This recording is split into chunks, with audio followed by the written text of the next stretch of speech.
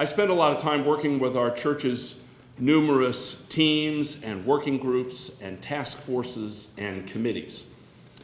Many of them will be reporting to you during these 2 days, and so I will limit my very brief report to highlighting just 2 important matters that are not otherwise on our agenda.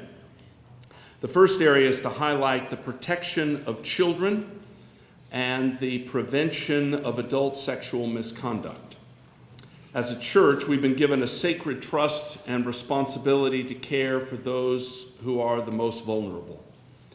The statistics about the abuse of children are horrific, and our care and vigilance over these little ones is non-negotiable. With regard to adult misconduct, we've seen the great harm that's done to the body of Christ when a member of the clergy falls through immorality. And the integrity of the church's witness to the world depends upon the holiness, transparency, and accountability of its leaders. In both areas, we're seeking out best practices from among our dioceses that can be shared with all of us. Some of our dioceses have strong policies and training programs in place for one or both of these areas.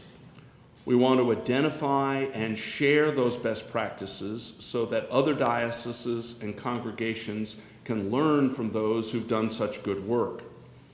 But what is needed everywhere, in every diocese and in every congregation, is the commitment to make this a priority, a willingness to learn, to adopt solid practices, to offer consistent training, and to be disciplined in making sure there's follow-through year after year.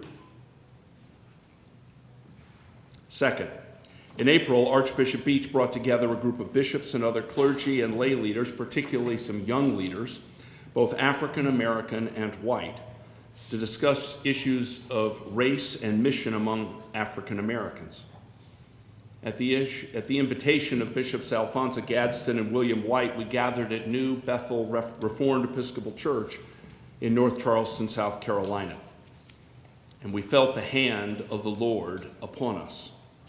The group looked honestly at the challenges we face in reaching African Americans, and we recognize that the Anglican Church in North America must be committed to multi-ethnic ministry if we are to remain in step with the shifting face of Christianity on this continent.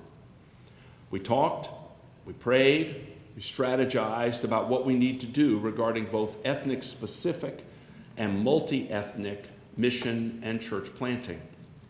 To that end, the group asked first that each congregation in the province pray and work for racial reconciliation in its community. Second, the group called for the development of a province-wide team to lead our multi-ethnic ministries and encourage the development of regional networks to support those who are called to multi-ethnic church planting, evangelism, and discipleship. Third, the group invited dioceses and parishes to consider how they might actively develop more effective multi-ethnic leadership pipelines.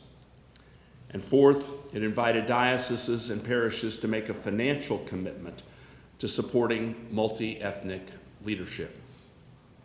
A next step will be to bring together leaders working in Hispanic, Asian, and African American ministries to discern more of God's plan for us and to move forward in both ethnic-specific and multi-ethnic church planting and mission.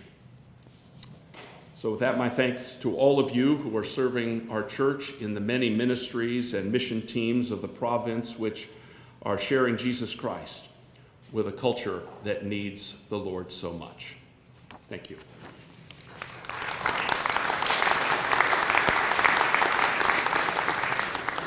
Thank you, Bishop John.